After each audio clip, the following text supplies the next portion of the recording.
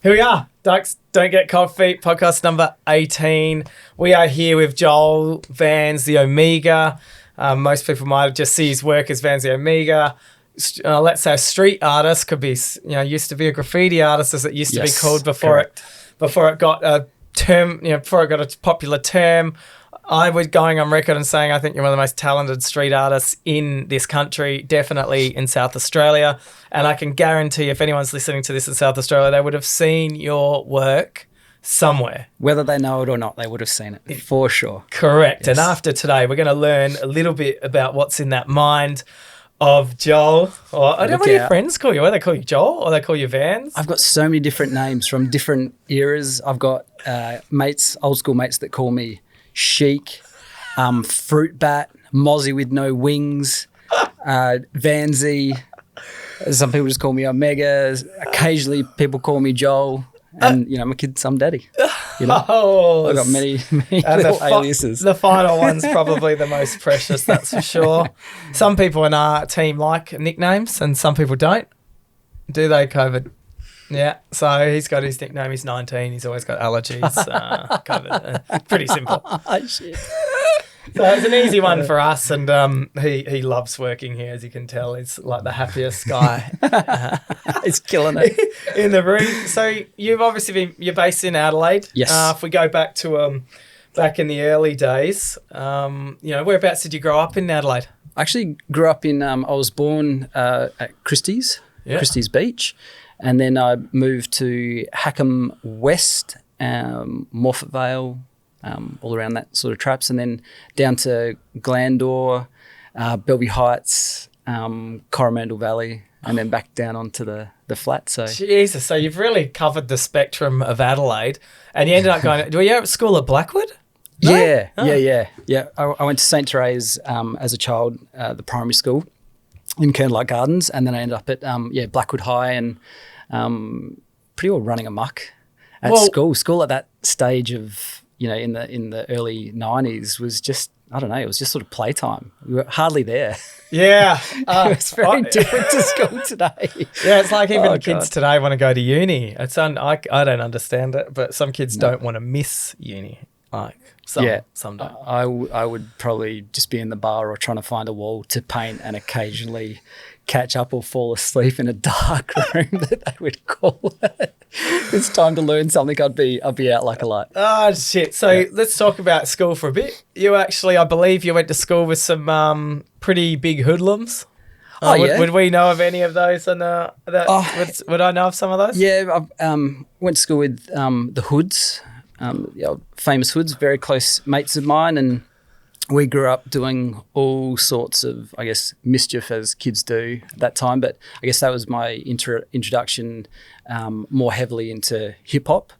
Even though when I was a kid, hip hop it was very loosely sort of termed, and I guess there was sort of more R&B, and you'd have the occasional sort of American program that would come through, and it was sort of crossover of genres heading towards what we know as the sort of golden era of hip hop, which was the 90s. Yep. So being at school in that era was like really, really amazing. So, I guess normally we'd get kicked out of class, we'd end up sort of writing lyrics or freestyle rapping to each other in what was called T2 room, the people doing graffiti and the boys rapping in the corner, and then we all end up hanging out, Is that no shit what was going down at Blackwood there? Yeah, like every other day, like half of us were kind of in T2 for something that we did that was apparently naughty. So it's fair to say, well, some bloody amazing pedigrees come from that situation, I guess. Yeah. When we talk about things that people enjoy doing, obviously art somewhere along the lines there for you. Was there an age, like, did you come out of the womb fucking being able to draw with blood pretty or well. something like that? Or, yeah, pretty well. Yeah, it was kind of like that. No, really? Yeah, so from a really young age, I mean, we've been told that maybe at the age of 3, you actually started to draw. Yeah, properly. Like my grandparents, like they were very artistic. My grandfather was like a musician. My uncle was a musician. My mum was a dancer. My nana had like a studio, like a proper studio set up, that I was in all of my life since I was born. So if I went around to my grandparents' place, I'd inevitably see her doing watercolor, oils, crochet, knitting, charcoals. She used every type of medium, decoupage. She was just arts and craft, and she'd, we'd be able to sit up there and I'd just be drawing, looking at her stuff. She'd always have fruit bowls out that she'd be drawing or painting oils and doing studies. So I was kind of always exposed to those types of things. It's just kind of funny that as soon as, I guess, I held a spray can in my hand, it was kind of game over.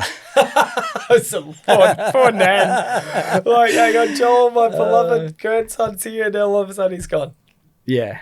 So when you talk about, learning and drawing, that's a tip. When you think of people doing art, I think every school's made kids draw the fruit bowl. Yeah. Some of that must have set in because you do like drawing fruit. Oh, yeah? I do. I mean, I like drawing stuff to do with nature, natural things. Is what I kind of, I guess, love the most. And even some of the stuff where you see like the geometric sort of shapes and whatever, they actually come from my fascination and love of crystals. Okay, that totally explains your minerals. Art. Yeah. So it's not. I mean, occasionally it's sort of taking the hints of architecture, but those architects that I like have actually taken the cues from nature. So it's this sort of full sort of cycle. But I guess going back to school, and what I'd use in school was your crayons, your pastels, and all this stuff. And I used to do sort of pieces. We'd do tags and little pieces in stuff that you'd kind of yoink your crayons from school. Yeah. On the way to walking to like Sturt Stadium just down the road to go and play basketball or hang out, there'd be all these laneways on the way. So, you learn. I remember one of the first words that I did a piece of, like sketches and stuff, it was Sahara. So at school I would have learned something about Egypt, and Sahara came up and you'd write, I'd just write random names. I'd write all my family name. So I've got like pieces of, my mum's name's Janice, my dad's name Van. That's actually where Vans comes from. Really? So my middle name is Van, my dad's name is Van. So is that like a kind of, it's a pretty hippie name, no? Or is it? It sounds all right. Yeah, it's cool. People like think that. my name is like Van more like they're connected, but they're actually, Van is my middle name. Okay. Through my dad. But Van was very uninteresting to write with graffiti. Because if you think about the stroke, just up, down, up, down, up, down, up. Yeah. It's just so boring, So I actually put an S on the end because it gave it a little bit of funk. I was like, all right, I've got to have the curviest letter I can on the end here. And you could always like do an S and then like underline it underneath. I think when I was first started sort of putting up Vans more properly, it was that era that every T-shirt and every single logo out there was like a baseball logo. And you know how they always had the swoop that went under it? Underneath, right? Yeah. So I was like, that's where I'm going with my S. So when we're going back like at school time, when obviously you picked up a spray can. Yeah. But pre-spray can. So when was it? That's about 15, was it, when you picked up the spray can? I was No, spray can was at about 11 and a half. okay. So just towards the end of sort of year 7. For me, I think because my birthday was in late September, I sort of, however I started school or finished, like I actually finished year 12 and I don't think I'd even turned 18. So you finished school? Yeah, when I finished school. Not that I should have passed, but we won't go there just yet. But yeah, going back to sort of primary school, running around, doing stuff with the crayons. Everyone, a lot of us had 1 or 2 or 3 tags. At the time, you could get like those bubblegum wrappers that had like, I think they're from Copenhagen, Denmark. Yeah. And they all had like hip hop sort of little pieces on them. And so we just sort of replicate the drawings and replicates the things that we'd see in the streets at the time, sort of from the 85, 86, 87 era.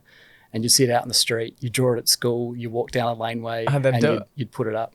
Yeah. See, that's so cool. Yeah. Like, and did you have a bunch of mates that you've stayed with since then? Or, because artists, they have, in general, artists have their own style, and you can see that style and you can distinctly go, oh yeah, okay, that's so-and-so.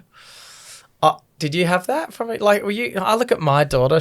I reckon she's quite talented in drawing. I think you've seen some of her work. Yeah. And I'm like, I don't know, is that normal? And I see some of the other pictures, and I don't see much of it. Like, some people just have a flair. I think some of the drawings that I see from when I was a kid, and even early high school, I think they're some of the best pieces of artwork that I've done.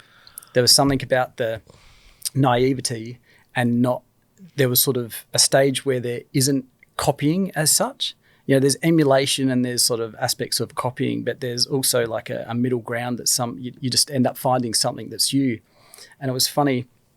When was it? Probably about 15 years ago, when my parents were sort of cleaning out like a dirt room from under the house. They found like just a bag full of like my old artwork, and it had stuff from like primary school, like books and folders and bits of artwork. And going through it, I'd actually, a lot of the stuff that I was doing when I was a really young kid, I had all these geometric patterns within the fills. I had all this stuff that I ended up doing later in my sort of graffiti, sort of street art career. But there was a sort of 15-year gap in between, and I hadn't seen any of that stuff. And it just sort of would naturally came back out, like the fascination of all the patterns. This was when I was at age 6 and 7.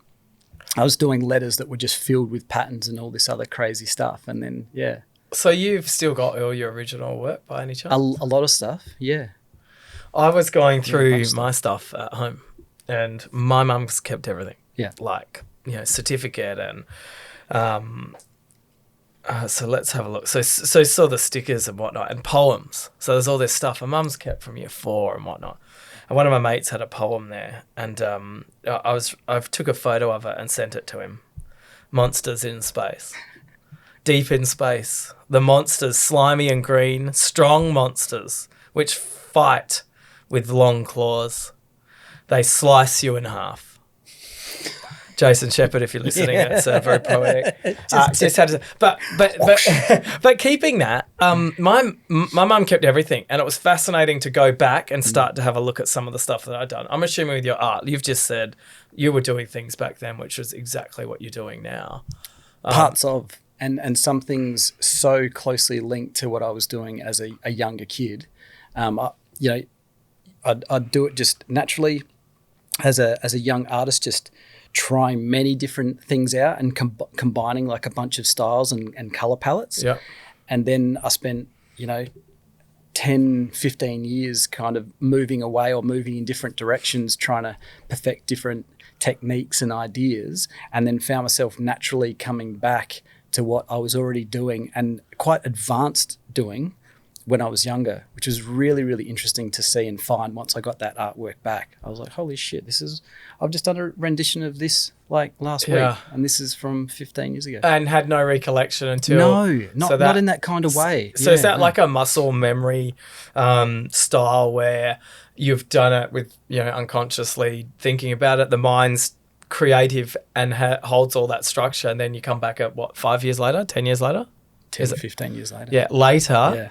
And you can replicate that because that's what's going through your mind. Is that exactly what you've seen there? Or yeah, maybe it's just a space that you end up affording yourself. You end up in a space where you feel free and confident, and you just put forward what you feel to do. And then somehow that links up to that feeling that you had when you were younger of just being free and not caring what people thought of what you were doing. Yeah, and I think as an artist, I think that's the hardest thing to actually do, especially maybe when you're starting to get paid for it or you're starting to try and make a living from it as an artist. Would that be fair to say? Yeah, very fair. Like my favourite artwork is never seen. Yeah. It's what I do for my self-experimenting in places. It's what's underneath a lot of the paintings that people don't get to see, and the process, which is my favourite part of a lot of the paintings.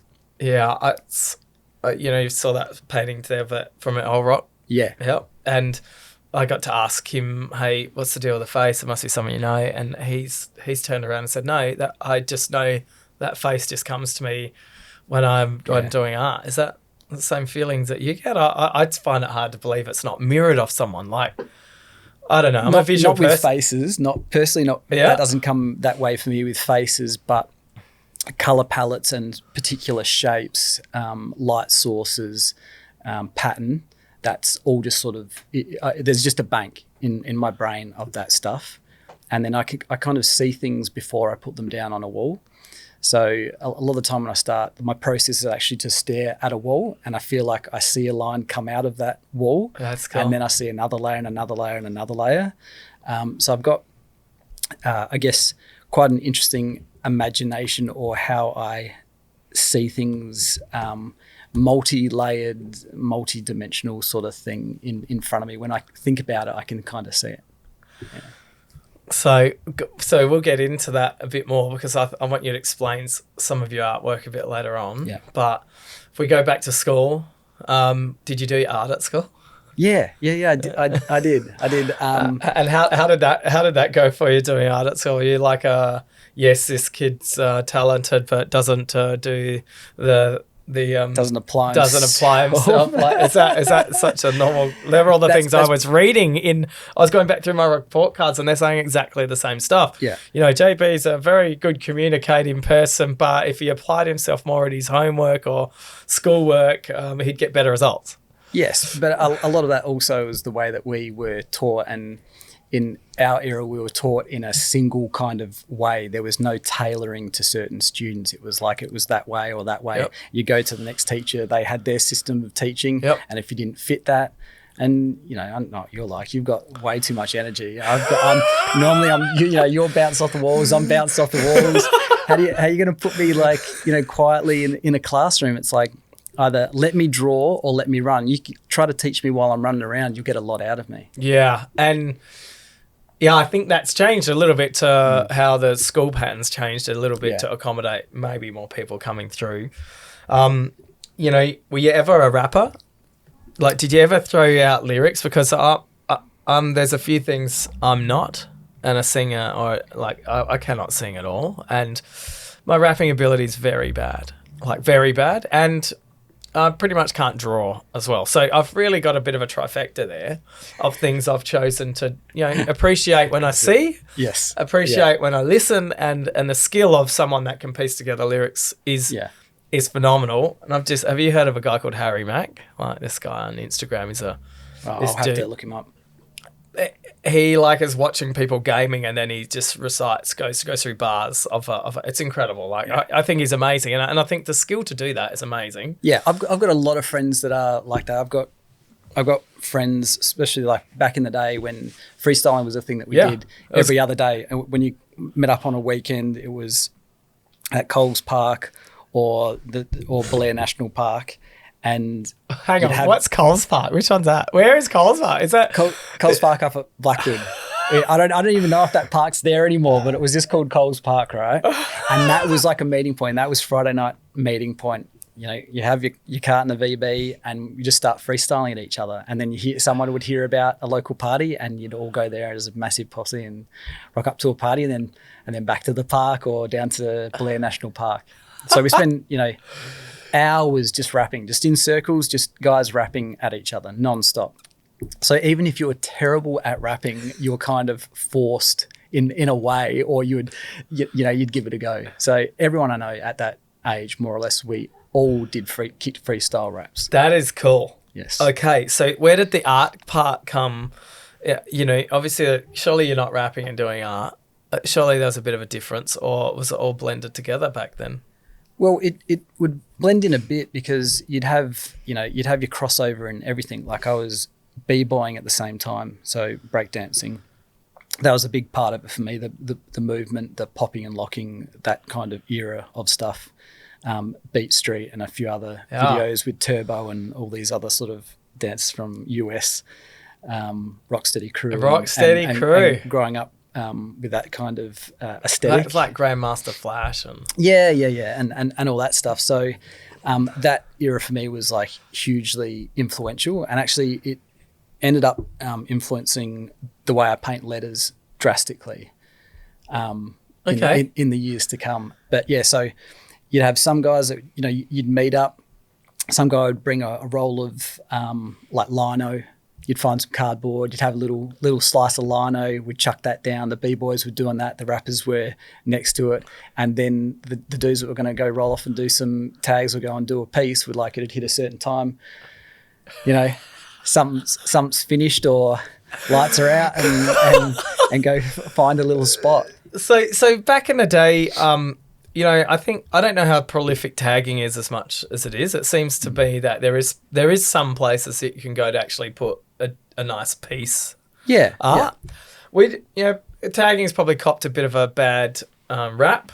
And back in the day, I had a few mates that were into it. Used to go with them. I, once again, couldn't draw anything. I would have loved to have done something, but I just had no talent at all. Not even to write something. It's so bad, in fact. It's a lot harder than you'd imagine as well. To get a cool style, like I want a stylist to work on my autograph, actually. Like an autograph stylist. Oh my god. But when people see it, they go, "Oh, that's tagging." Is there some rules and regulations for where and what can get tagged? Like, they're talking back in the day. I don't know what happens anymore, I'll be honest. But, it used to be, hey, this is my sort of area, and I would have my tag there representing. The simple fact is, when it comes to graffiti in a true sense, there is no rules. Yeah. And that is the idea. And that's up for the individual to take on how they feel and how that sits within their life. But, for me personally, I considered myself a beautifier. I wasn't thinking what I was doing was like destruction. So I wanted to make things look more beautiful. And I think it pushed me to consider the colours that I was using. I wanted to be able to paint backgrounds, characters, scenery, do perfect fades. Completely sort of change the look of a spot, whether that had explicit permission or not at the time. And was it the bigger the better, or what challenges came involved with it? Ended up being that way. Yeah. But in I guess in my era, unless you could somehow come across a lot of spray paint, it was bloody expensive. Yeah. Well, I was a young kid, and some of the shops were selling paint for $16 a can. Now I don't know at that age, I was lucky to have $5 or 50 cents in my pocket. Yeah, I don't know who was buying 90s. many cans.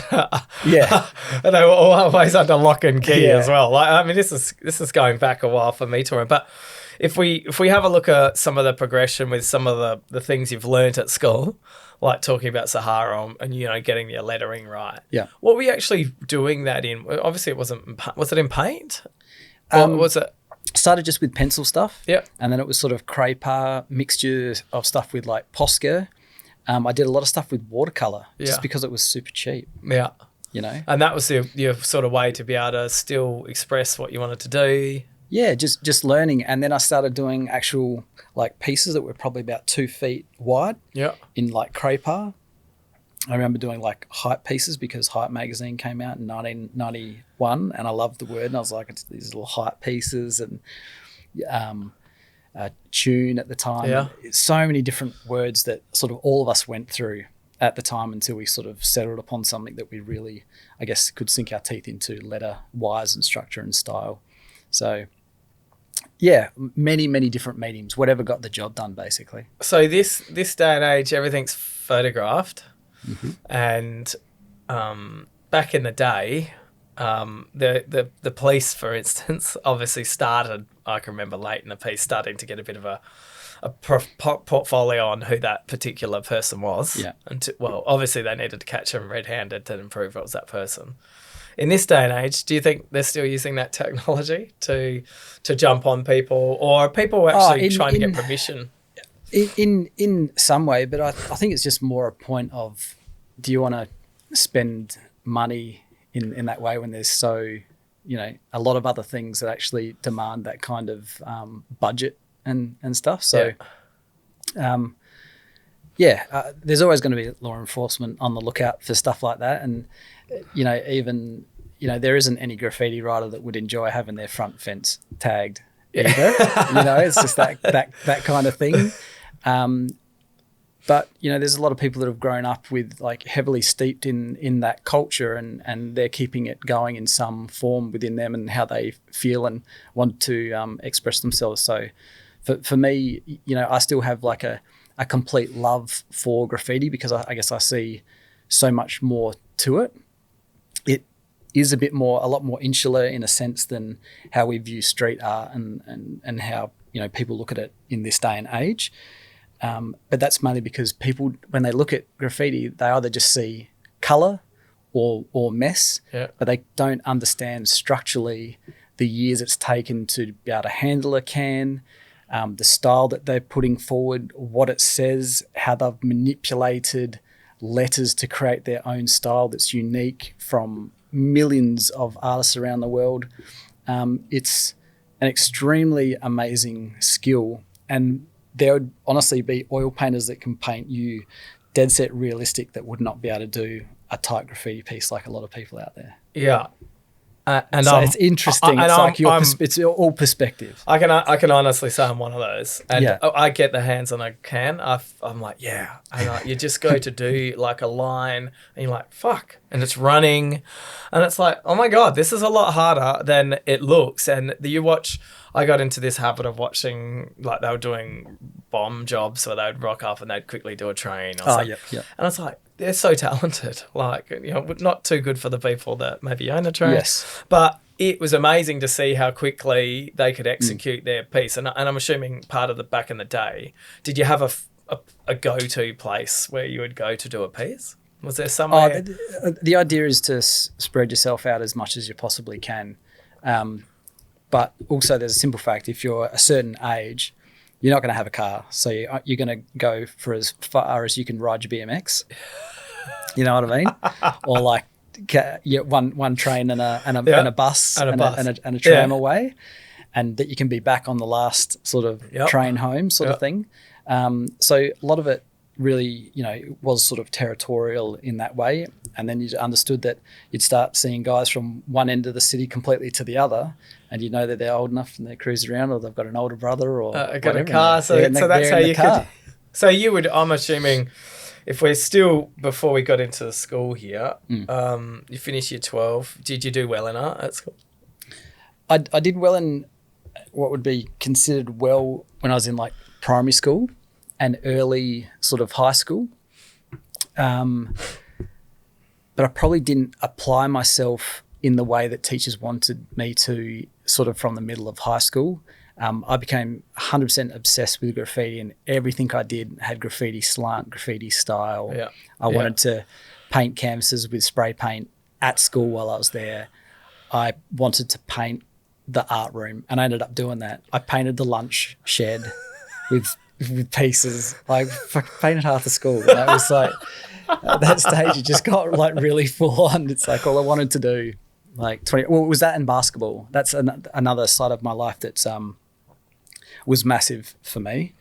I grew up kind of, dreaming of wanting to be an NBA player. Well, you were in a Jordan era, like it was. So it was achievable. Sunday morning was watching the best NBA game of the week, and I still got to see some, Dr. J games, and with Kareem and that kind of era and Bird playing. Because if it was the game of the week, undoubtedly it was bloody Celtics 76ers, Chicago, because Jordan or the Lakers, or Pistons. And you're playing NBA Jam. Yeah, a little bit. I was never a video game dude. Wow. I loved watching it. Like my friends were like fanatics for video games, but I always took a step back. While they were playing video games, I'd have like a pad and a pen, and I'd be either practicing script letters and just designing pieces and themes and characters. So I was very tactile. I'd just rather do that than play video. So you have your own books now? I'm assuming you would have had some nice books. So you keep them together. Oh, you did back in the day. It was like a big thing, like having a sketchbook. Anymore? No. No, like with the amount of time that would take me to do a sketch that I want to do that I used to spend doing in a book, I'd like do a piece for like 5 or 6 hours. It's like, if I've got 5 or 6 hours, I want to go paint the wall. I'm not going to sit there and do that. If I've got a chance to express myself, it's out there. So we do that. I hardly draw anything. I don't even, a lot of my sketches for doing walls, they're very quick compositions, and then it's really just finding what's happening at the wall at the time. So in Adelaide, or maybe not Adelaide, let's say Australia. Yep. who do you think is like the most admired street art other than yourself? Yeah. So I mean, I'm Like I'm of a certain caliber, but I definitely haven't peaked in my own sense. I think because I've been around long enough and I'm still striving to get better at my craft, but I don't by any means consider myself like one of the best. I'm good at what I do, and I realise that. But I think there's a lot of other people that have just got something extra, or their talents are extraordinary. I'm just a very hard worker. yeah. I'm a grinder.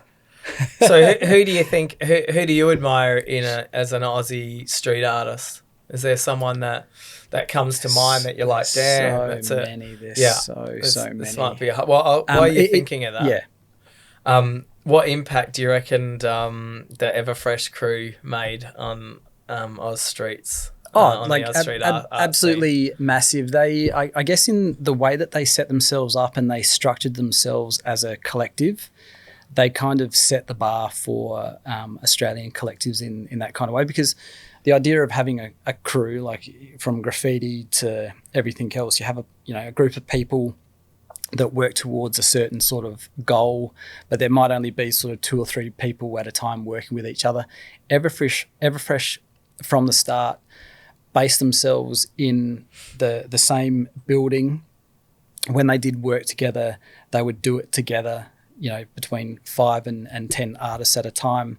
And they were basically just packed themselves in and creatively worked for at least 12 hours a day, every day of the week, and then would go out at night time and put up their posters and do numerous other things all night long. So I think they just pushed so hard and so fast that it's no wonder that so many people from that collective have just excelled, but on a world scale. Yeah. So I mean, they're a perfect example of sort of elite. When were they formed? Like that, they're going back a long time.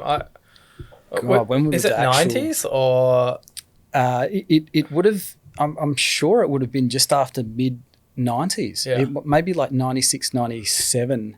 And there would have been a few of them that have already like either doing graffiti together or came from the same art school and bits and pieces, and then a couple of them sort of hang out, and then a couple more meet up with each other, and then all of a sudden they're in the same studio together and producing incredible sort of stuff. Pretty crazy that all from Australia as well. So yeah.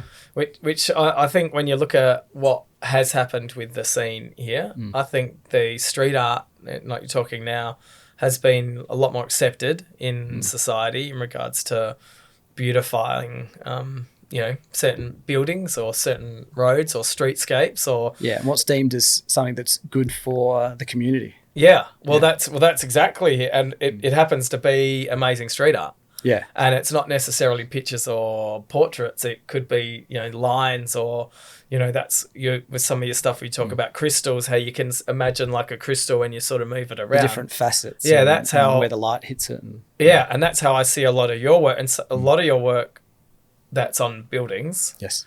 Has that style where you can see that it looks okay, and then when you mention that, it's like that totally makes sense of why, and the lighting that gives you that. Yes, yeah, and I guess like sort of high contrast stuff, and I enjoy colourful stuff. Yeah, I like it. I like it punchy and vibrant, but also there's a bit of a message in why I've kind of used those sort of stronger palettes. I haven't always liked to classically take a portrait and use the correct toning as such. I've liked the idea of one of the things that I did when I left school. I did visual arts. I think I did visual arts for like 6 months. I lasted 6 months and didn't know while I was there. I just got bored. I wanted to do graffiti and run around. And so I tried my hand. I was doing a clothing label at the time called Materialism with a couple of mates.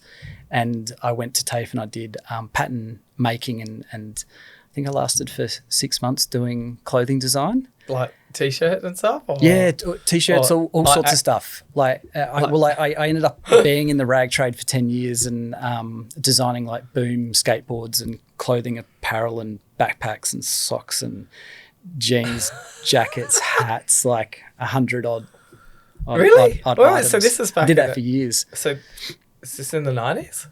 No, early 2000s. So I started printing my first T-shirts in end of '99, just before I went away to Europe for the first time.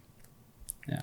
So talking about traveling, you've travelled a lot since after finishing schools. Like we've got it as around 40 countries that you've actually travelled to. Yeah. I actually have to pull out my I think I've filled like 2 passports onto my third one. So I have to kind of pull it out and remind myself, because, you know, especially when you go to Europe, it's kind of fun. You kind of feel like you're cheating. Sometimes you're like just on a train, on a fast train for an hour and 15 minutes, and you're apparently in another country, but you get that stamp. You're like, I've been to another country. but yeah, a lot of places. I started off in Europe. I actually landed in London on the 4th of January 2000 to meet up with my brother. He'd been over there for quite a while, and that ended up being just, I don't know, such a weird way to, I literally thought I was going to get to London, hang out with my brother for about a week, and we planned to go to like Chamonix to go snowboarding. Yeah. Because I've got like a background of like surfing, skating. I was just a part of it. Like everything sporty, active. That's you, active, everything. Doing something. Yeah. So yeah, rolled up. My brother literally just got kicked out of the place that he was staying because his friend's mum just turned up, and he got the boot. And because in London, there's no room. There's no room. So he got the boot. So I got to London. I went back to this place where he was staying, picked up his bag, and we walked the streets, and he just tried to call a couple of his friends to hang out. And I remember you'd travel overseas, and the first thing you'd get would be like a 2.5 bottle of spirits. You know what I mean? Natural. And I just remember like hocking swigs of spirits as I sort of walked around the streets for hours. Ended up crashing on the floor of like a girl's place that he worked with the first night, and the second night kind of the same, but someone else's place. And you'd just be walking around for hours. And then by the end of the week, I'd spent all my savings to go over to get a place for him and me, and I started working. I started working 70 hours in a pub. So it kind of got completely flipped.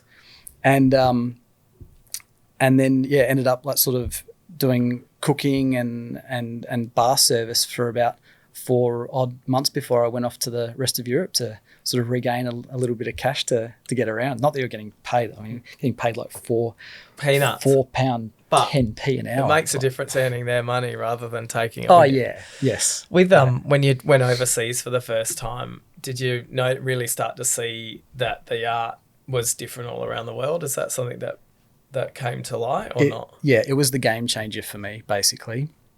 So I got to meet up with, I guess, really amazing crew when I was actually in London and got to do a bit of painting there. But it was when I actually went out to Frankfurt and then on to Wiesbaden, there was a jam called Wall Street Meeting. Yeah. And it's at this place called the Schlachter. It's an old abattoir. And it was the last time that this event was going to be held at the capacity that it had normally been held at. They were going to, I think they ended up demolishing 3/4 of this abattoir.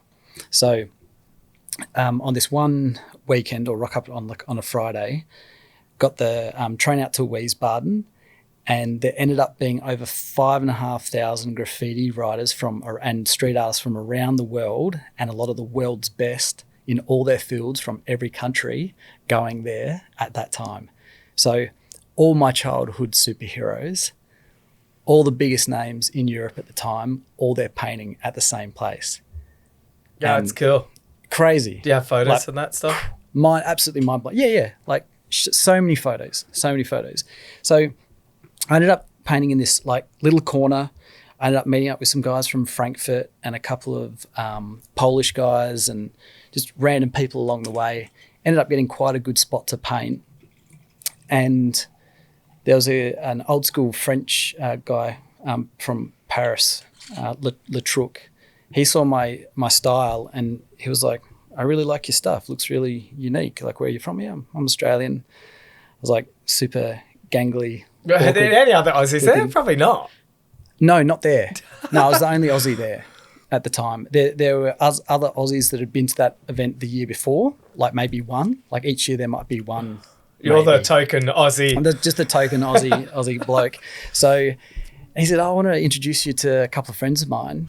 And he walks me over and I'm like walking up to this wall and I'm like, holy shit, this is like Toast, Sweat, Can2, Scene, all these guys from this, like these crews that I was just like, as a kid, I was just like, these are the gods. So you've seen them in all the hype mag, all the in everything, all the books that I've bought. I've just spent, years studying their work, and just walks me up and just introduces me one after the other to each one of these guys. And they ended up just being super nice, like super chill, super nice.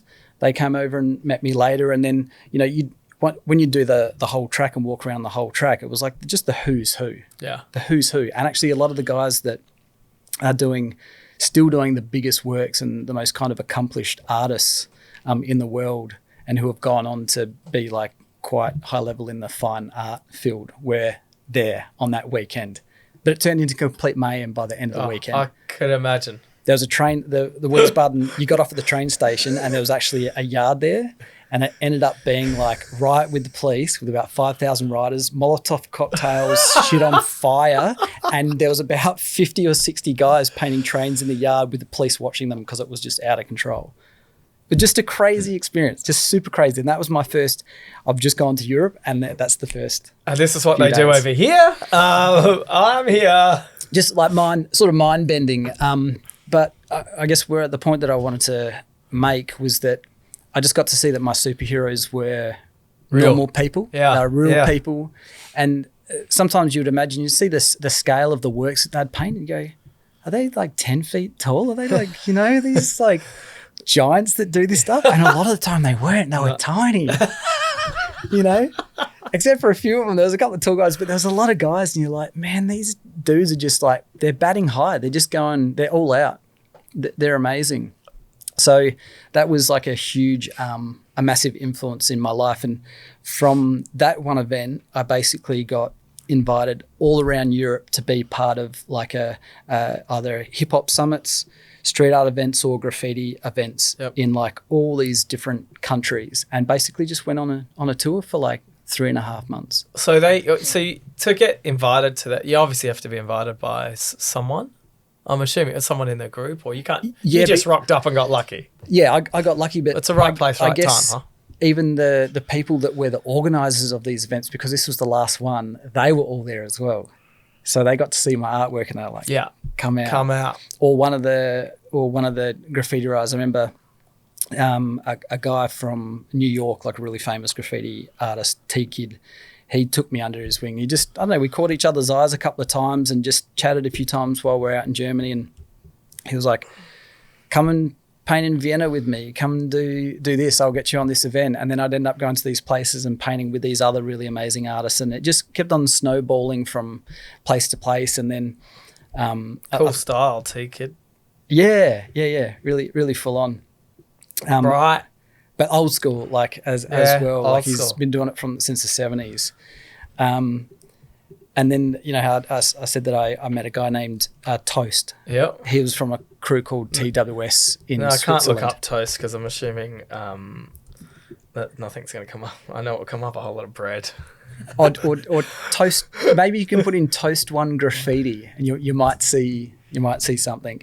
But he's an art super freak. If you ask anyone in the world in my field about Toast One, especially coming from graffiti and the type of stuff that he painted, he's like just a super freak. He can use any medium and be better at you than any medium.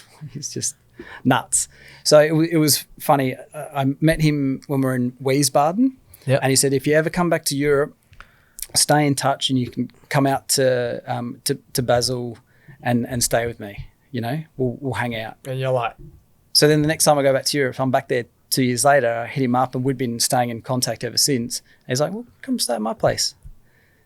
And I think that was maybe the most defining period in my career, because that was the time that I got to see an artist that loved his graffiti, could do all this different stuff. He was fine art trained, incredibly talented in every direction. He had a graphic design studio. He had 10 people working under him, but he spent most of his days, sort of half of his days, he'd go for a walk to a pool or go down to the river. He'd go do a little piece. He'd stay in touch with something, and then he'd just have his Mac laptop, right? Just cruise around with his Mac laptop, sit down, and he'd punch out these incredible designs, hit send, boom, that's off to a client somewhere, get this website finished up, whatever else. And I was like, is this what you do? Is this your life? Living just in a sick place. And I was just like, holy shit, I want to do that. That was the moment where I was like, I'm going to try to model the idea. I'd love to be able to do that. I'd love to get to the point to work for myself, to push the things that I love and just do that. So I just chipped away for years, and until I was sort of walking around choosing what I wanted to do with my Mac laptop in my bag. So that's so cool. And every single person that's come on here has basically had a situation where they have put themselves out and have reaped the benefit of reaped it in spades, because they've actually gone and put themselves outside of their comfort zone or in that sort of environment. And that's exactly what you've done. And interestingly, with this guy, he draws toast as well. Like he actually draws like pieces of toast with like legs and stuff like that. Like it's quite a cool style. But there's like a whole he's got books that are out, but it's under his actual name, Atta Toast Bizarchi.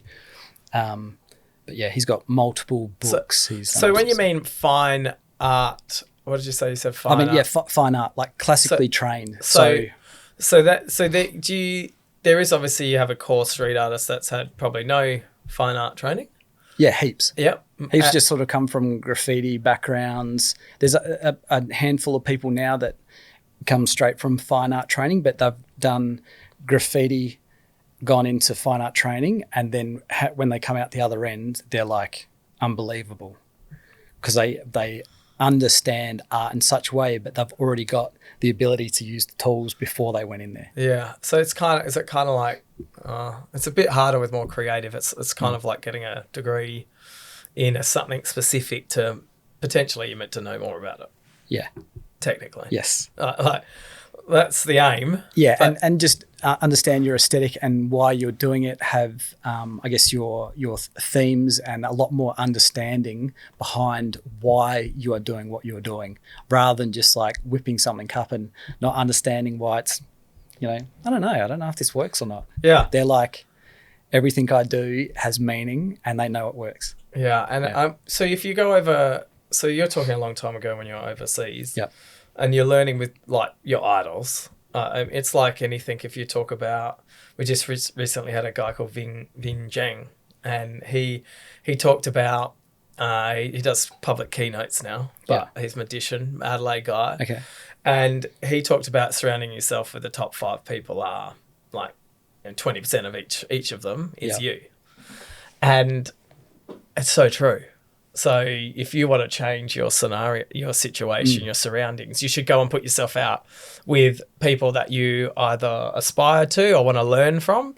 And you've just literally walked into a whole bunch of like the best graffiti artists on the planet and put yourself in a situation where you can absorb something from each of those. Yeah.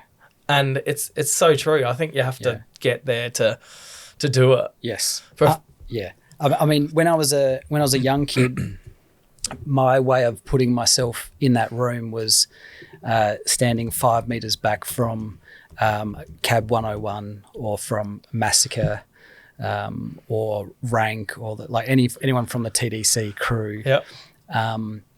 Watching guys at like a far superior level in the way that they paint their line work and the finishing quality of their work.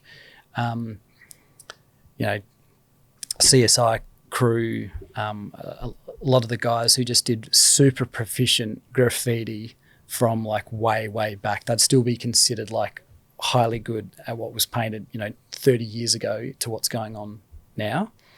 So just taking that into perspective, you're 30 years ago producing the same style, or maybe not same style, but the same skill level as what's produced now. So is that what you're saying? I'm saying some of the guys that I was watching paint and looking at, they have had such a high level back in the day that it's comparable to stuff that's done now. Yeah. And they were the guys that I was interested in watching. And if I ever got to see them paint like on Rundle Street, do you remember that old basketball court where the Liberty wall was on Rundle Street? You ever remember that? Rundle Street, yeah, I'm with you. There used to be this sort of vacant lot, a building that was knocked out. It ended up becoming like a 3-on-3 basketball court, and there's like a Liberty wall, and there was a painting of like a Felix the cat there, and all this stuff. The guys that used to paint that, if I'd ever catch them painting, I'd just stand there for hours if I could and just watch what they were doing and like study what caps they were putting on the cans, what brands of paint, how their body mechanics were, how they were moving, how fast they were doing things, their color combinations, all these techniques. Like I was just an absolute sponge. I was going to say your tag should have been Sponge. It's got some cool lettering too. Like, the S, I think the S dollar sign. Yes. Yeah. The S dollar sign. Yeah, that's why I'm not an artist. Totally why I'm not an artist. I'll give you the red hot tip. Talk about watching art. Yeah. They talk about, they talk about like, you sit there and look at watching paint dry. It's not a good term, but you can sit there and watch an artist do portrait or a wall piece, or is there something recently that you've actually watched and thought, that made me feel like I'm alive again? I think watching the guys who paint off the ground with like roller poles and extensions that are put together, or 7-meter poles, and they dip the paintbrush in a little bucket 7 meters away and then prop it back up, and like watching my mate Hitness paint from Italy, like it's so crazy. Like he'll sit on like an A-frame ladder, a 7-meter A-frame ladder at the top with a 7-meter pole with a tiny little brush on the end of it, and dip it and then pull it back up, and he's just doing, looks like his hands just squiggling around, and he's doing this like craziest artwork, all this technical sort of watercolor painting, all this layered stuff. Yeah, half the time he'll do stuff like that from like ground level, all this like mad stuff. So there's a whole bunch of artists that I think these days, when I see the guys doing work with brushes and other techniques, because I understand the aerosol stuff, I'm like all over that side of things. So when I'm watching something that I know that I couldn't do, I think I get totally bedazzled. And when it comes to that kind of physicality and just understanding your craft so well and being dialed in with an extension that's 7 meters long. Imagine having to 7 meters away from you. No, you're not out from the wall. You're directly underneath it, so you're hardly seeing. You're not seeing it from straight on.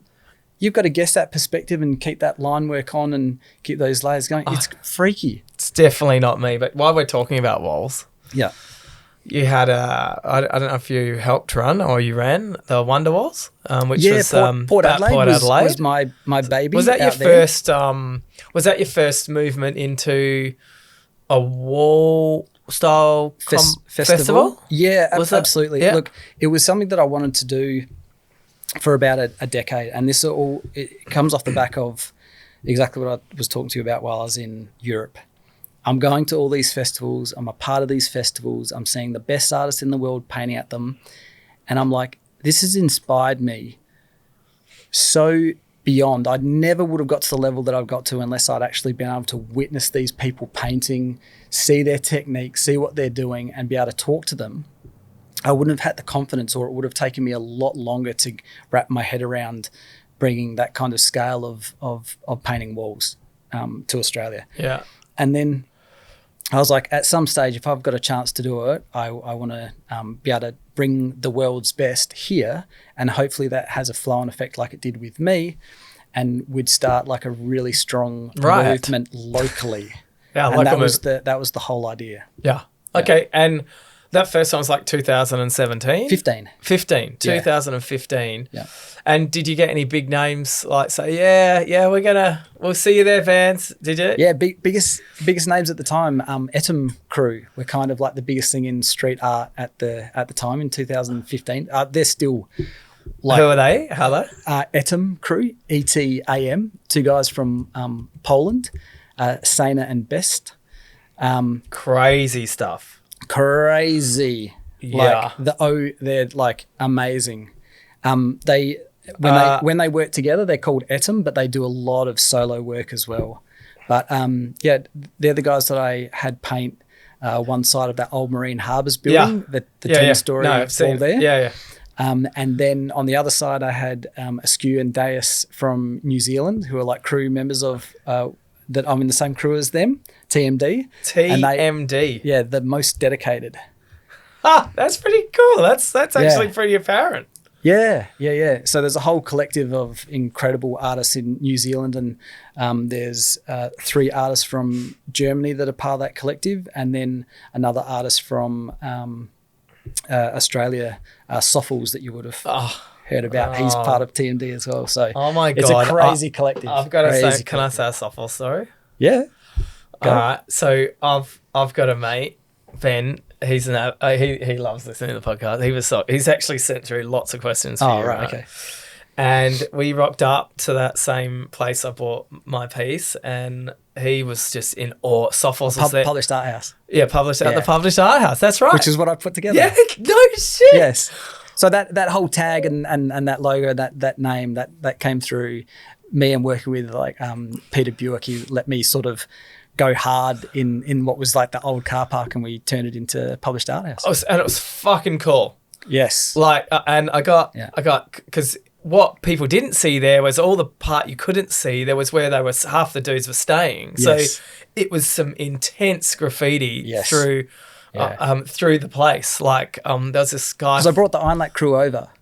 That show was like to bring out the Australian Iron Lac crew, and that's why we all painted that wall at the end, and then we all had like canvases and other stuff that you had your stuff that you had to hang up, and there's a piece there. My mate was just staring at it wasn't as clear cut as some of the Soffles pieces these days. Yes. It was like it looked like a bit of an alien thing. Yeah, and in the end, he was in love with it. And we came back to it, had a red thing on it, and he's like, oh fuck, he was never gonna fucking buy it. Yeah. So I bought it for him for his birthday. Oh, and he just said to me, he said, look, I don't have a place for that now, and I said, I'll keep it. You tell me when you got the place. And a few years ago, he rang me up and he said, I've got the room, so awesome. I've got a place, and I gave it to him as a tearful moment.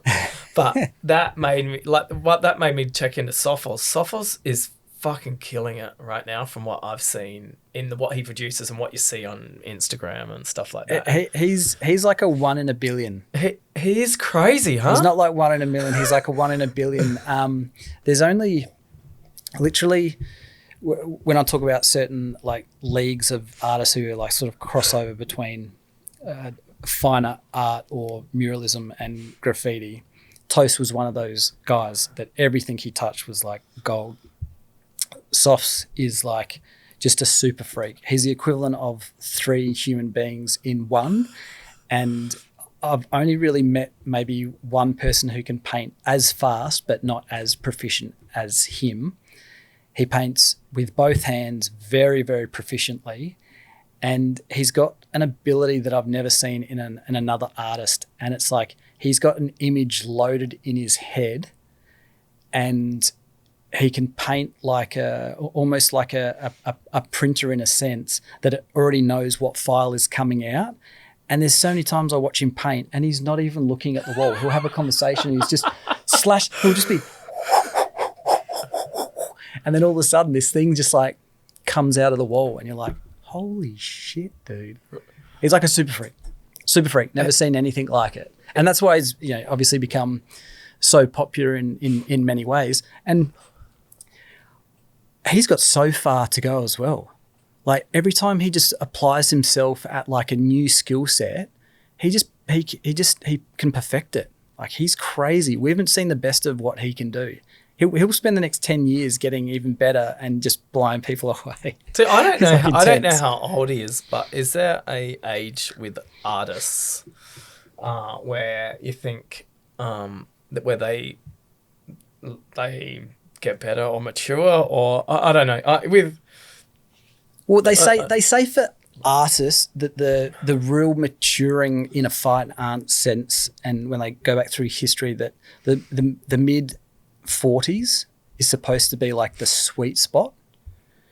But in terms of graffiti, that sweet spot is probably more in your 30s to mid 30s, 30 to 35, because you still have the vitality. Once you get to like 40, 45, your body just starts going, oh, mate, I can't handle this.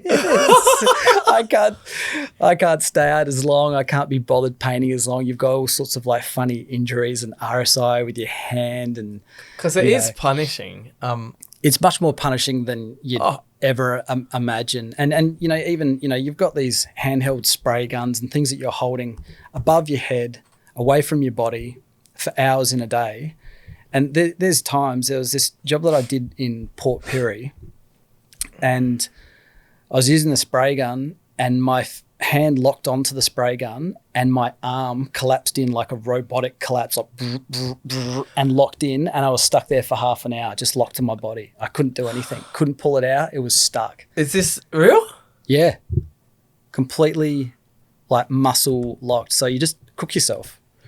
We all damage your fingers, like the nerve endings on your fingers from the nozzles. There's, I guess, a lot of, to do your back, knees, shoulders, the type of movement, the jumping around, the climbing.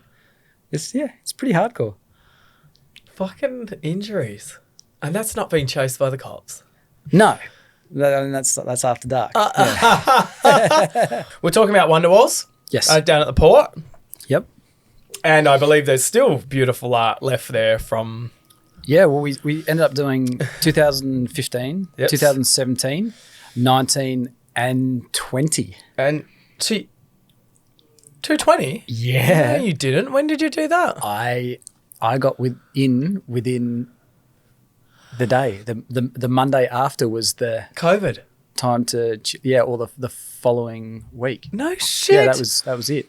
Because and anyone that knows at the port, there's massive pieces down there now. Yeah, there's still more than 75 works standing from Wonderwalls festivals alone. That is freaking awesome. And talking about getting festivals, you've brought some rock stars to Adelaide, yes. Which is such a, Adelaide's underrated. Like it bats above its weight in many, many ways. Yeah, it does. And you got a new event you're putting on, the Big Picture Fest. Yes. So talk us through. My baby. Yeah. All right. Let's talk about the Big Picture Fest. And I'm assuming it's got something to do with big pictures at a festival. Yeah, it's pretty obvious, isn't it? It's like I tried to keep it pretty simple. All simple people like me understand. I'm in. Yeah. I mean, it's got that twofold sort of thing. It's talking about in the sense of the bigger picture in life, and obviously lends itself to just seeing large scale pictures on walls, so hence the name. It's a very artist driven festival, so I guess there's been a lot of festivals that go for more artists and maybe less pay, whereas I went for less artists and appropriate pay. So that was sort of my model for Big Picture Fest.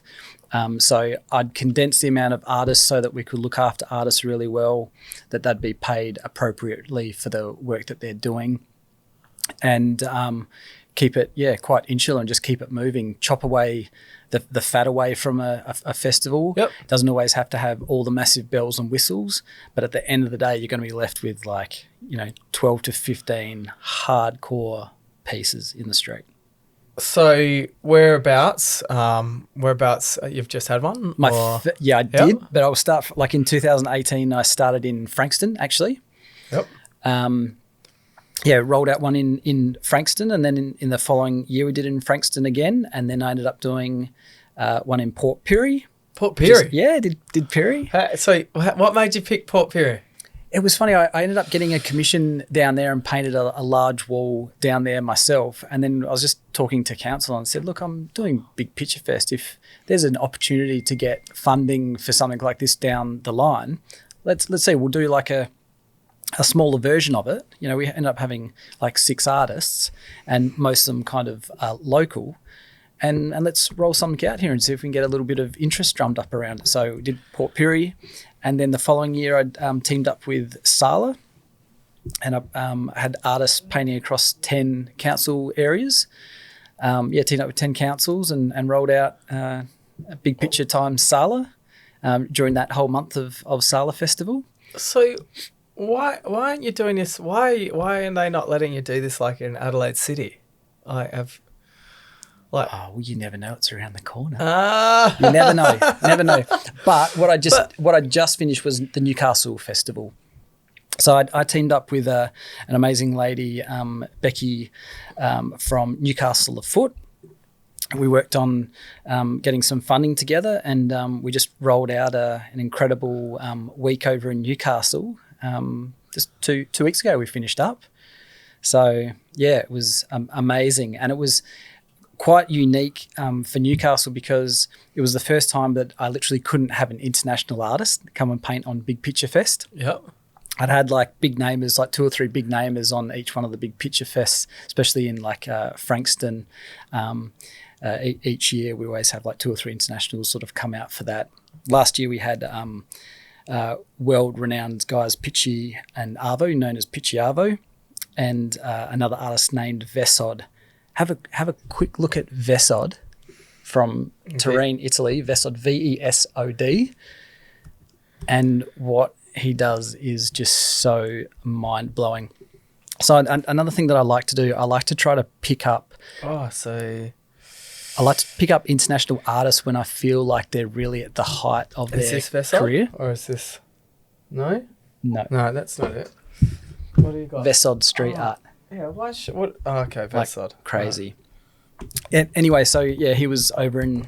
I ended up having them. Bam. Okay. Yeah, had them over here for Wonder Walls. And then I took them over to Frankston, and they painted in the Frankston Big Pitch Fest earlier this year. And it's so crazy. Like I put on 3 festivals this year during COVID, and I'm one of the only people that's managed to get them out. Everyone else had to cancel because of the timing of their festivals. And your timings just slid in. Even to the point that, for me to go to Newcastle, the borders only opened the Thursday before. I had to go there on the Sunday. The Thursday before it opened up, so that I could actually be at my own event.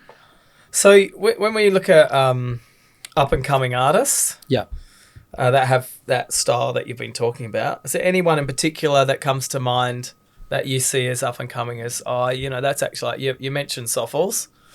But maybe he's not up and coming. So he's definitely not up and coming. But I mean, while we're talking about Soffles, there's that piece that I said that looked like it was following him around. I was trying to figure out what it was. Yeah, hyperlapse. Yeah, hyperlapse, and that piece. Who actually did that? Selena Miles. So that's Selena Miles' piece, yes. And I won't lie, we watched a little bit of it before. It's freaking unbelievable. Yes. And we'll overlay it so we can see it, even if we have this as a snap for sure. But yeah. When we talk about how that was done, can you talk me through how the hell that was actually filmed? Do you know? So, yeah, meticulously, especially with the initial ones that she did of Soffles and the boys, she meticulously moved it an inch by inch at a time and adjusted the height of just a simple tripod like this. There was no sort of running tracks and all the tricks that, producers would use now. It was on the fly. She had to move it every 90 seconds, and the scenes with all the artists painting, they just had to paint continuously, and if she moved past them, then they'd miss it. So they'd have to paint extremely fast and to a time limit. It's like, I'm going to be on that end over there in 5 minutes. You have to have this whole section painted and just move around a spot. So they ended up, I think they filmed that particular one we were having a look at over a month in a factory in Brisbane. A month? Yeah. Wow. I mean, it's unbelievable. The footage is awesome. And it's fair to say that's where I sort of seen that piece that follows Soffels around for a piece. Yeah, that's a different one, but that's the one in Melbourne. Yeah, one in Melbourne. Still Selena. Like looks like he's riding a bike and then piece and it goes around a corner and it's like a one. What's it called when it's all one? One take. One take. Just all in one take. Extremely cool, and I think a great way to show off some art. I think in that street art and that style. Well, it gives it the kind of more true essence of the sort of where it came from and the more illegal sort of guerrilla side of street art. And when it sort of first went up, it's like you've got to get it done quickly, and there's a lot of energy to it. It's like rushing up to a spot, it's running out of a spot, and always on the move. So I think it captures that perfectly. And it kind of does catch a back in the day when you'd have to do a piece exceptionally quick. Yeah. Or you would get caught. Yeah. Or you're lucky or just very smart or whatever it was. So obviously, we've come a long way in regards to seeing some of the art that's happened that's you've been involved with, and you've been involved with some of the biggest players on the planet. What's even better is if you've brought them here to South Australia. Yeah. And massive part. And I'm assuming once they're here, I'll put money on they've enjoyed what happens here in SA. Like we have a pretty cool place to go. We do. Probably the one thing that's really hard when you have like an international superstar come down, they're already booked for a job 3 days later. So you kind of hope that they get their work done on time and you can take them out into the bush somewhere or take them to a winery or just show them a different side of things. But, when we were talking about Sainat and Best coming down, the Etam guys in 2015, I think the weekend we finished up, we did it in January that year. And it was bloody hot. It was like 39 degrees every day at least. And they left on, I think, towards the end of January. We hung out and played beer pong. We played a game of cricket in the street down at Glenelg and took them to the beach. And they just had an incredible time. And I think that really stuck with them because they, especially coming from Poland, like Warsaw, really cold Eastern European place. That was the hottest that they'd painted in, like freezing, it was pretty extreme. So, we try to show them a good time and take care of them when they're down. Yeah. We talk about some of the things that you've done.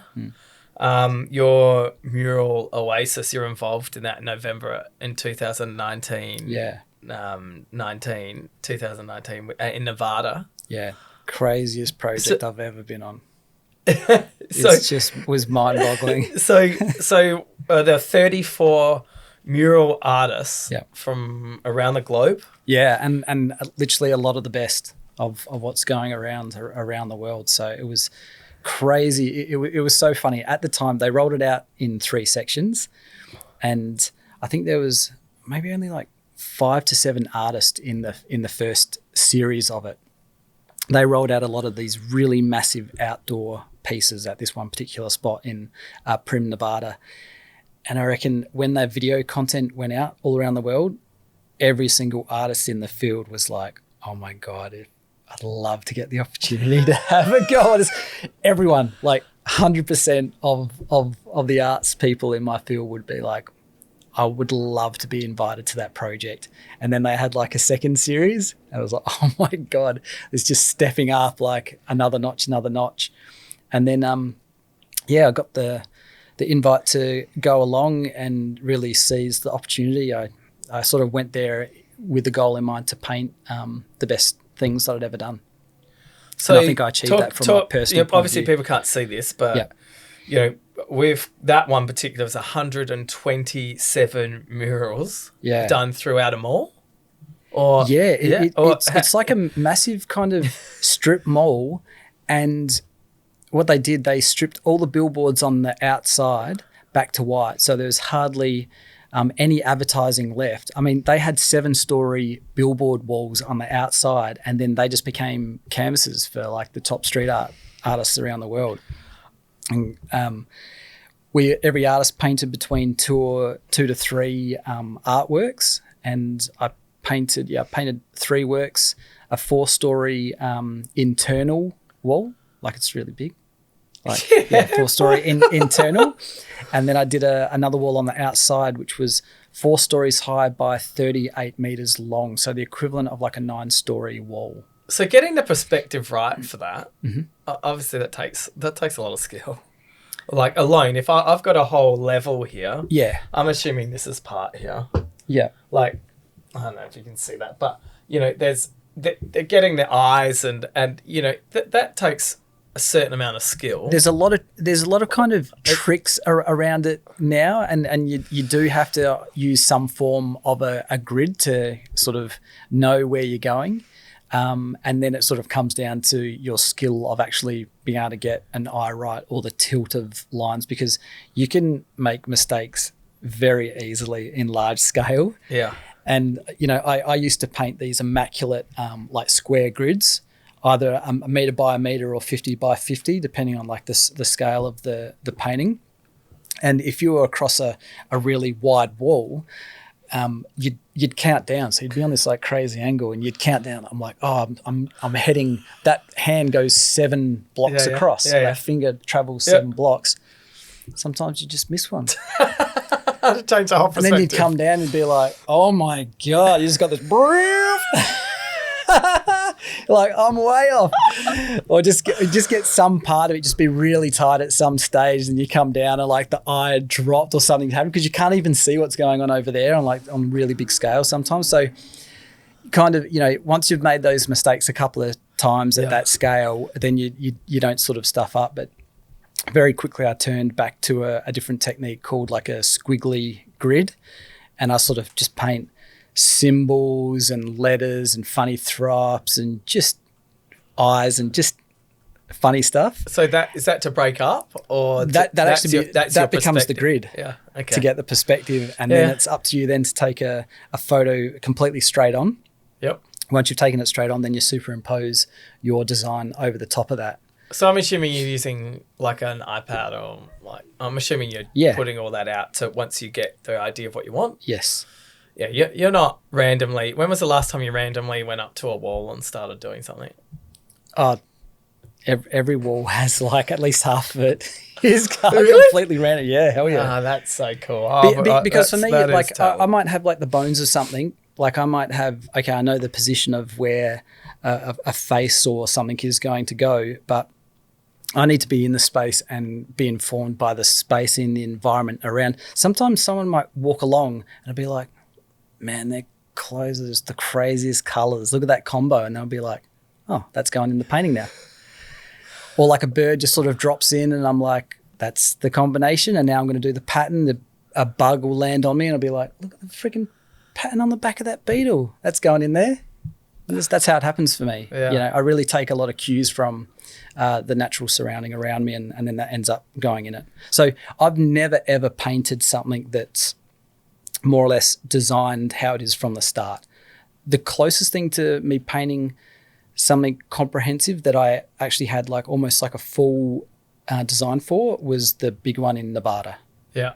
That's the closest that I've ever come to just not freestyling. And it was mainly because we had to do 3 large-scale works, and I had a certain dead time. You're like getting on that plane at that date, that's sort of 2.5 weeks' time, and you just have to get it done. So I was like, I just want to know exactly what I'm doing and just go up and smash it out. So talking about places, what's the weirdest place you've done a large piece in? Weirdest? Or craziest, weirdest?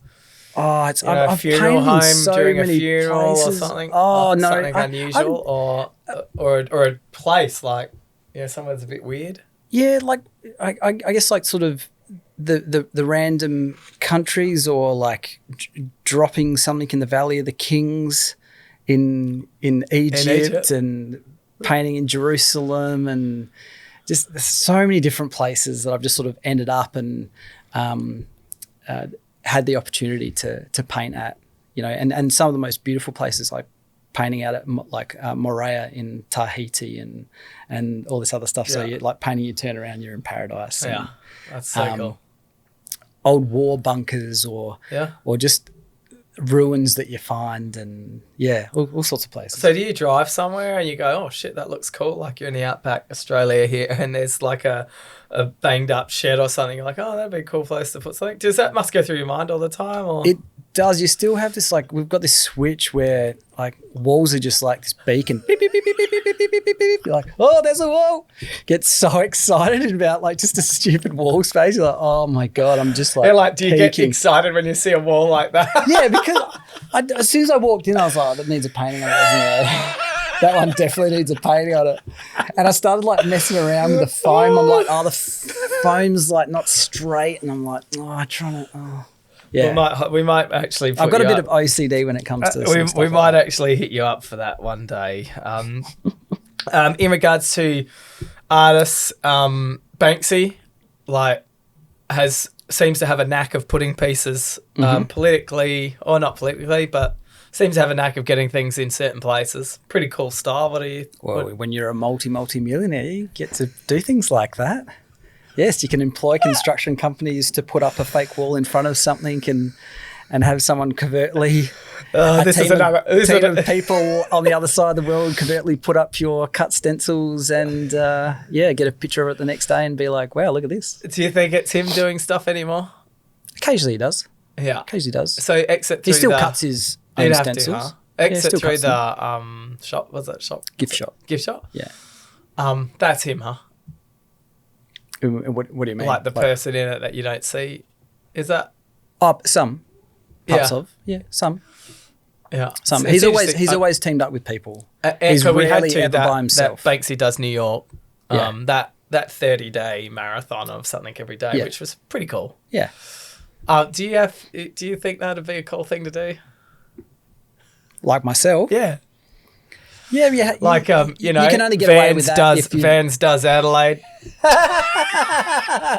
It's a hit. You just have to have like a crazy name to pull off stuff like that and to get the hype around it. Yeah. Because realistically, anywhere we travel, if we're traveling to do art, you're painting every day, and you paint during your festival. You paint when you finish the festival with other locals, and you go up for something cheeky before or whatever. It's like non-stop painting. So we kind of are doing that. It's just not advertised. Yeah. Who do you think's got the best line control with street art? With spray paint. Yeah.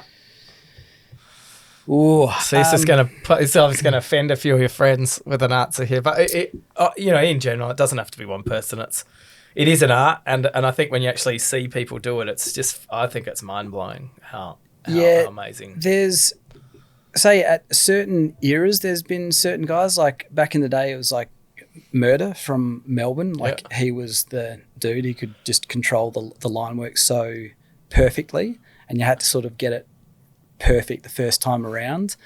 A lot of the artists back in the day, they didn't keep on going back over a line to get a thickness or whatever. It was just first hit, and that's how it lays. So I've got a lot of respect for, I guess, that kind of line value when it's just done first off. Yeah. There's a lot of European artists, and a friend of mine does. From the Netherlands, and he's like another one of the sort of super freak like line control. He's got amazing ability, but there's so many now. Yeah. There's so many comparable people at certain skill levels. I'm known for my cleanliness in the way that I paint and my line value as well. But I know now, I've probably just tipped my peak. I have to try a little bit harder to keep it steady. And occasionally when everything's going right, I'll still punch out some perfect lines. So seeing art in Australia, who do you think is literally everywhere in Australia for an artist? Murder, just out of curiosity, Murder, was that person killed anyone? No. Okay. No, definitely very well-natured man. Yes, family man.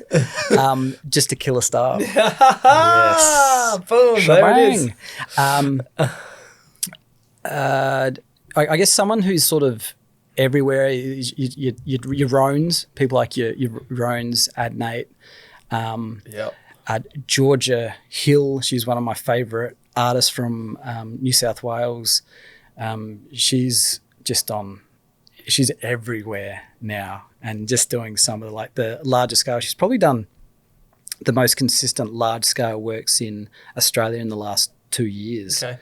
She's amazing artist, and I've had her down with my festivals in Big Picture and Wonder Walls in South Australia as well. There's a lot, but in Adelaide, I just want to mention Jasmine Crisp in Adelaide. She's sort of like one of my hot favorites. Hot favorites. It's just doing really amazing work out on the street at the moment. And then there's just the consistent group of friends who have been doing consistently good work for the last 10 to 20 years, who are all still doing it. There's a lot of talent here, and a lot of the talent 20 years ago, 25 years ago, a lot of the guys moved to Melbourne, had families, and then moved back to Adelaide. So there's a lot of people returning or having kids and then coming back out of retirement in a sense. And so there's a lot of amazing talent here. Crazy. So what's next for Vans, the Omega? Joel, you got a million names. So what do you think? What do you got? 2020's been an interesting year for most people. You've been quite fortunate by the sounds of it. Yeah, I'm not going to complain about 2020. There's a lot of people that have had really, really tough things to work through. I find myself in a fortunate position to have, my name and my abilities to carry me over that line as such. But what's coming up for me is, I want to do maybe less painting projects in a way, less larger scale stuff. I'd like to be able to get into the studio at some stage, because I don't do that. I don't utilize that as a practice. I would like to attempt to create some stuff that I've never painted before. And hang on, what you never as in things or different styles? Different styles. Okay. Sculpture. Yeah. Okay. Animation. I watched Ghost the other night. Oh yeah. Yeah. Yeah. And they did that pottery scene. Yes. Is that the sort of... yes, but without Patrick Swayze sleazing over my back. Yeah, minus Patrick Swayze. Okay. All right, fair enough. But so you...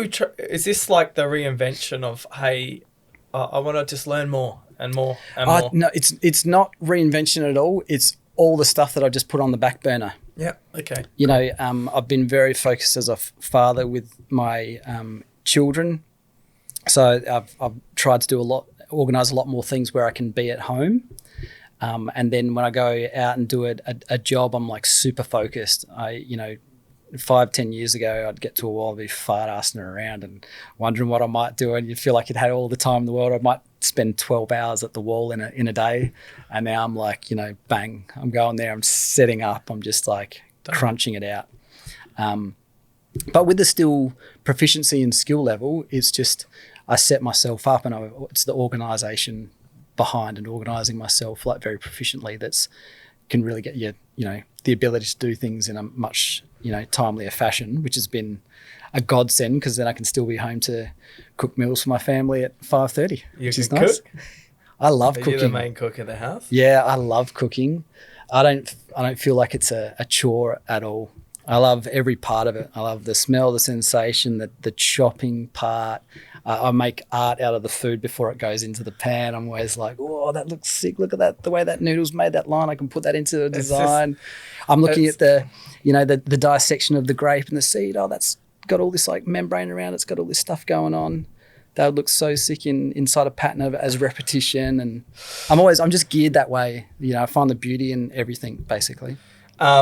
We talk about some of the work that you've done. Do you have any, is there a chance for younger people to learn off you other than watching or, seeing you? And you're such a accommodating person. I'm assuming if some kid comes up to you, you'll definitely talk and give them advice. If there's some piece of advice you could give to a, God help them, a 15-year-old Vans Omega, if there's something you could tell them and they were really keen in the art space, what sort of advice would you be likely to give? Well, So you're so much more knowledgeable now.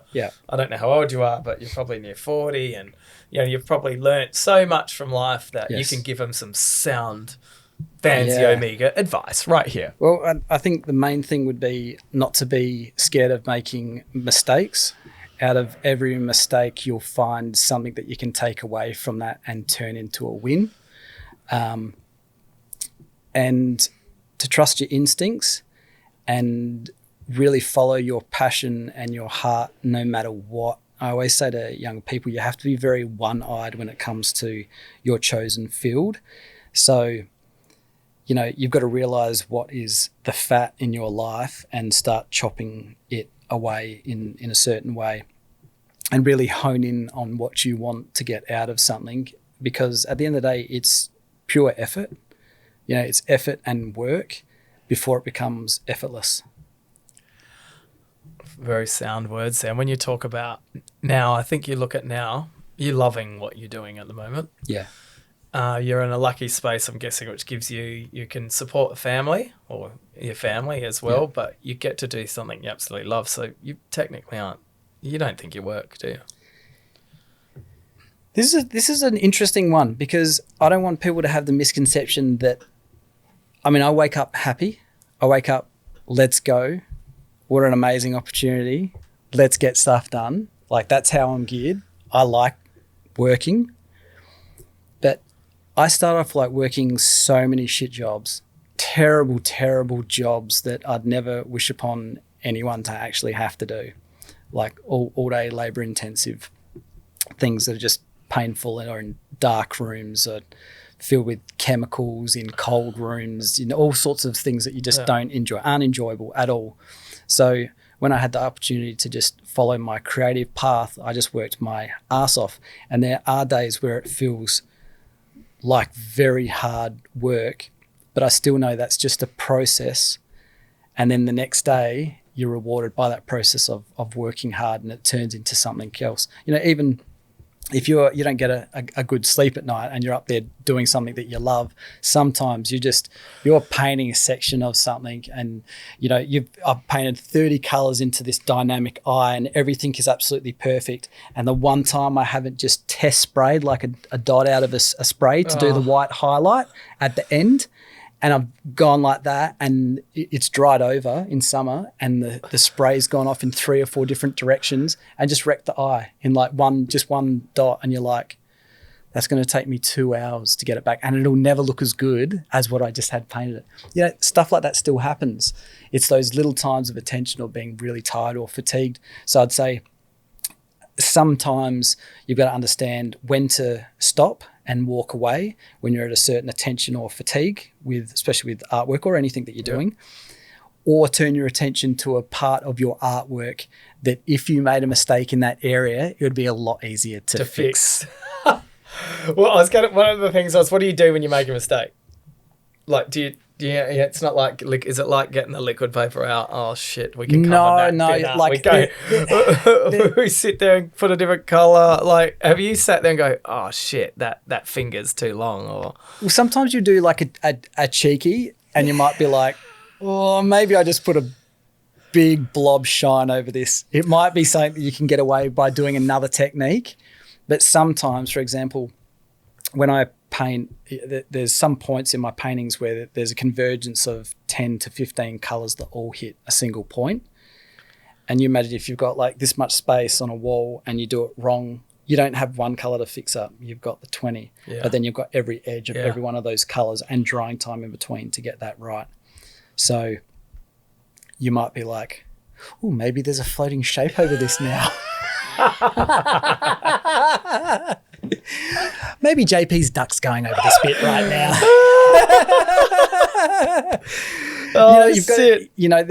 Sometimes you weigh things up and you're like, I'm literally just going to fall over and I just want to walk away from this wall if I can't, correct it quicker than having to go back. And then there's other times where meticulously I'll spend half a day just fixing up that thing that just happened in a flash.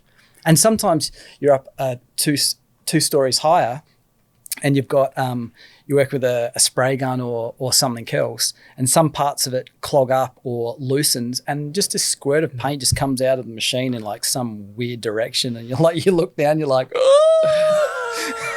it's got drips over like whole sections of your work, and you're like, wow, I guess I'm repainting that whole section when I get down to the ground. Well, I think everyone can relate. I think everyone can relate to that in their own, maybe not with art.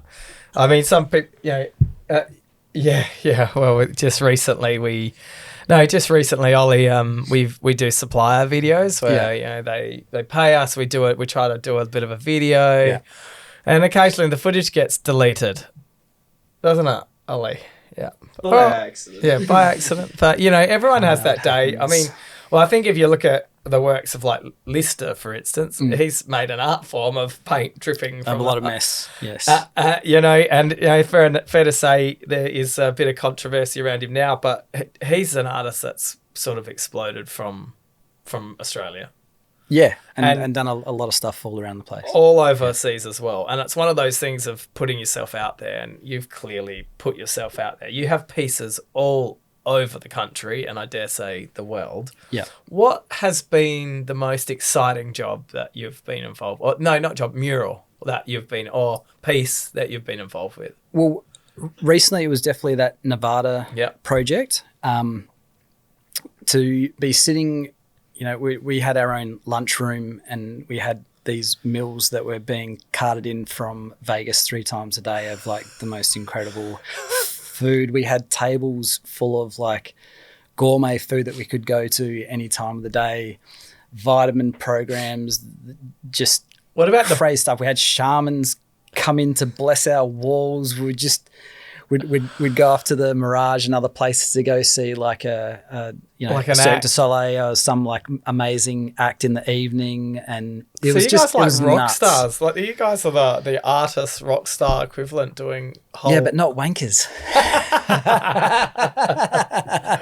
Some rock stars are just absolute wankers.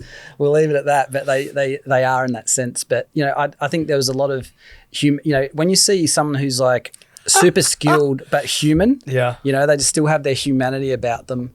I mean, the occasional rock star is fun. It's fun. It's fun for the night, but you wouldn't want to live with it. But yeah, that was an incredible project. Some of the early projects when I was in Europe, doing like really, really large scale walls, but with like groups of guys. Yeah. And there were some walls that I was painting in Bavaria that we'd actually camp out at the wall. They were in a place where we actually just could camp out. We'd camp out next to a river and then paint all day long. And it just left this overwhelming impression and this sort of tight-knit kind of family and bonds with people that I've had for 20 years now because of it. It sort of takes me as an industry that spits out the dickhead. Oh. No? Not really. They just kind of move on to the next party. Maybe they find a group of dickheads. It's funny. I was lucky enough to have a chat with Matt Hall, Red Bull stunt plane. Oh, yep. And they have the Red Bull Air Race, and he was talking about, I go, do people come into the scene that, a young kid, because most of them are over 40, 45, like most of them are in their 50s, yes. Right? And Matt's, probably going to kill me, he's probably just around that 40, 50 or whatever. But he was talking that the young kids come in and they just, some of them just don't blend in and then they go. And he talks about how they come in and then they go because they realise, hey, it's not an area to be, let's say, reckless, albeit we watch them and think they're reckless. Yes. To them, they're not reckless. My life is, I don't want to kill myself, so I don't want to kill the crowd. So, but then every now and then the Maverick comes in and pulls it off, and you're like, all right. There you go. That's exactly right. That's no different than your scene, huh? Yes. We gave him the bird goose. We have permission for a flyby. I've been trying to do a tower. With talking of characters, what would be the biggest character or crazy person in your I don't know about crew, but your crew, your scene, the people that you're associated We're in the field. Yeah. There's a lot of massive characters in my crew, TMD, especially Fat One. He's Burley Maori, boy from Auckland. Yeah, just so fun-loving and larger than life, and someone who just leaves an impression on you from the first time you ever meet them. Yeah. There's been some like graffiti, like T-Kid. He was like had just, I guess, the personality and the persona and what kind of precedes these people, of what you see them, like sort of lived up to that sort of expectation at the time. Who else has been like just mad characters? There are so many in this field, in that type of art. There's a lot of quirky behaviour, and just fun-loving people like Smug. Do you know Smug's work? So Smug's an Australian guy from New South Wales originally, but he's been living in Scotland for the last 15 odd years. But he ends up back over here in summer doing some of the larger scale works. But he's like another one of the super freak portrait painters. Man, he's got some and very fast, work, like incredible work. He's a close mate of mine. He's just another really like funny guy to be around and hang out with. Soffles is like a massive personality and like super funny. Really? Yeah, like amazing. Amazingly like quirky and fun. There's I think in the sort of graffiti scene, I've come across like a lot of the sort of most quirkiest sort of out there sort of people. And then the other sort of group of people that I've really enjoyed spending time with is the skateboard community. Okay. Yeah, just wild. Have you seen all this mayhem? Yeah. That's full on, that doco. Yeah, it is. It's incredible. I remember it all too. Yeah. Like, have you watched it, Kevin? It's a killer doco. Like, it's hard to believe. When it comes together, you're like, fuck, this is fucking real. Yeah. Yeah. Yeah. Anyway, we haven't got time. It is definitely, it is an eye-opener. It was actually very well put together doco too. Yeah. To actually see that this was happening from Australia, taking on Tony Hawk. Oh, it's another story, but okay. For the old 920, wasn't it? Was it 920? Well, that's for the 900. 900. Unbelievable. So if we look at all the things you've done, amazing artist, and it's thanks a lot for coming in. It's so cool to have you come in and have a chat about the thing you love. I love speaking to people that love what they're doing. Yeah, and I could talk seriously all day for Well, days next and time hours we'll have to. Well, you got to come back and do something here because I'm going to put a wall of Matchbox cars up there, right? Oh yes. Yeah. See, thank you very much. My boy still plays with that one that you gave him at the shop every day. He's so car obsessed. It's crazy. The first thing he says in the morning, apart from like booby, is car. Well, he's got two things right, hasn't he? Mm-hmm. If you were sitting around the table, if you weren't doing what you're doing right now, and you could do absolutely anything on the planet, what would you be doing? If I had the balls, I'd be a singer. Okay. Yeah. Like opera, hip hop. I'd probably I'd be a little bit fluid between a couple of genres, but I like movement as well. So song and dance. What? Somewhere in a Are you kidding me? Somewhere in a parallel dimension, I'm singing and dancing like 24/7 for sure. Okay, I love it. That's cool. I like how you actually. That's my stuff. Actually, I think half the reason why I can paint the way I do, it's attributed to body mechanics and movement. I grew up with my mum being a dancer, and I didn't go to creche. I'd stand up next to my mum while she taught jazz ballet and practiced movement, obsessed with martial arts and this other stuff, and actually takes that sort of movement between dancing, martial arts, and popping and locking.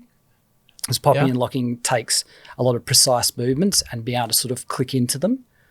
And when you can move like on a certain plane and be repetitive. So when I paint, I can move along a certain plane and be, set up and prepared to do that. And that's why even then it just looked like it was... Technically, I can almost do exactly the same movement. I can paint a dead straight line because of that. And it comes from that movement, That's awesome. I mean, one of my claims to fame was I went out with the BC One crew. Oh, yeah. And it was a private Red Bull party, just in this, and they had it set up on the floor, and everyone's like, so you could take it in turns, and I was like, yeah, all right, I can do, and I can do the rock forward, rock back. That's about it. And they were like, yeah, they're sitting there, The up rock. yeah, they're all sitting there going, all right, and I go, all right, sit back down. They were looking at me, going, what are you doing? I said, No, if they're in BC one, they're like they're amazing, crazy. They were freaks. Yeah. Like what they were doing was amazing, and they all thought I worked for Red Bull, and I didn't. So I was shouting drinks all night to the whole crew, which they were getting free drinks anyway, but I was getting free drinks because they all thought I worked for Red Bull. Classic. But I was a guest at Red Bull. Anyway, Tintin, if you're listening, you'll know that story. So we get to this final thing. We got 2 questions left for you. They're hard-hitting. These are the hard-hitting questions that we have there. If there was one thing that you could do that would have an impact on the world, what would that be? End starvation. Straight off. That's easy. No one on this planet needs to die of starvation. There's so much food and there's so much waste.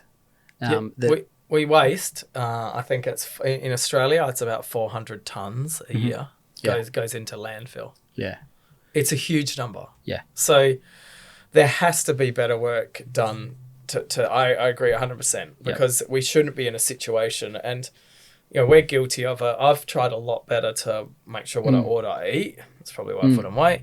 But it's trying to make sure that it's got to be some processes, and we do Ozfresh and what they're and Harvest, and they all do try to pick up to make sure we can get back into the community. I mean, it's gotten a lot better than what it used to be. I mean, none of this stuff was around a decade ago. No, and the best part about it, it's only going to get better. So I think that's awesome. No, I don't think anyone said that. So that's your claim to fame. There's one more thing. It's a big thing. I think in the era as a child growing up and seeing the adverts specifically, of kids dying of famine in Africa, that never left me. Yeah. And the idea that if you're a parent, like knowing you're being a parent now and not being able to feed your child and seeing them perish before your eyes, simply not because they can't get like a handful of rice. Yeah. If we can't correct that as humanity, there's something deeply, deeply wrong. So and I think that needs correcting. Yeah, love it. Okay, and I'm happy to say I think that's going to get better, but there's still a long way to go. And let's bring us to this last question. So, drum roll. If you died, who says I'm gonna die? If you died in the physical sense, and you came back, reincarnated as a board game, what board game would you like to come back as? And while you're gathering your thoughts on that, it's been a lot of options, and I don't want to railroad you into what other people have said, because I've learnt that once I give a few suggestions, that might be the one. But you could ask what mine would be. What was yours then? Which board game have you reincarnated myself as Scrabble, right? Okay. Because sometimes what I say is really good and get good points, and sometimes what I say isn't and don't get any good points. But you never know what's going to come out. Each game will be different. So for me, I thought a good assumption or thing I'd like to come back as Scrabble, because it's always different, always changing. All right. Sometimes good, sometimes bad. Hey, that's me. I don't have a good repertoire of board games, but just off the top of my head, it's going to come out like this. I love the number 4. I always played basketball under the number 4. Yeah. And Connect 4, there's always like a different winner. You're making new connections every time. It's programming. You're looking at different sets of programming. So maybe I'd sort of get spat back out as an eagle or something else like that. Afterwards, but fly and soar higher. So Connect 4 it is. It's been a pleasure having you in. I love speaking to people that are, I think you're the pinnacle of what you're doing in the scene, and you're making an influence on other people. I really appreciate coming in and having a chat to us about it. I did have a few questions come through. I've gone through most of them. One of them was, can you do a piece on the Drake's Collingswood side wall? we at Collingswood there, we got a store and the wall is terrible. There's a side piece wall, which is a landscape. So, hey, maybe we should have a chat about that. But I'm keen. Let's do it. Lock it in. Yeah, something come through about that. We definitely want to be involved in things that you're doing, and if there's somehow that we can have some affiliation moving forward, showcasing pieces of people coming through, having walls that we have available for things to do, and just being able to to help you on your journey, because you're here because we love what you do. So. I've got big plans. A lot of exciting things in the pipelines on many different levels. I'm always pushing into sort of other creative fields and trying to find ways to pull South Australian artists together along with technology and other things. So, well, we're very happy to be I'll be chatting with you in about a month's time. And we've got some guy that can edit quite well and film quite well and doesn't delete the footage. Not every time. Not every time. Not every time. And occasionally presses record. But we're loving what you're seeing. I think it's great, not only for Australia, it's fantastic for South Australia and Adelaide. And thanks very much. Appreciate your time. Thanks, mate. Sweet. Rock and roll.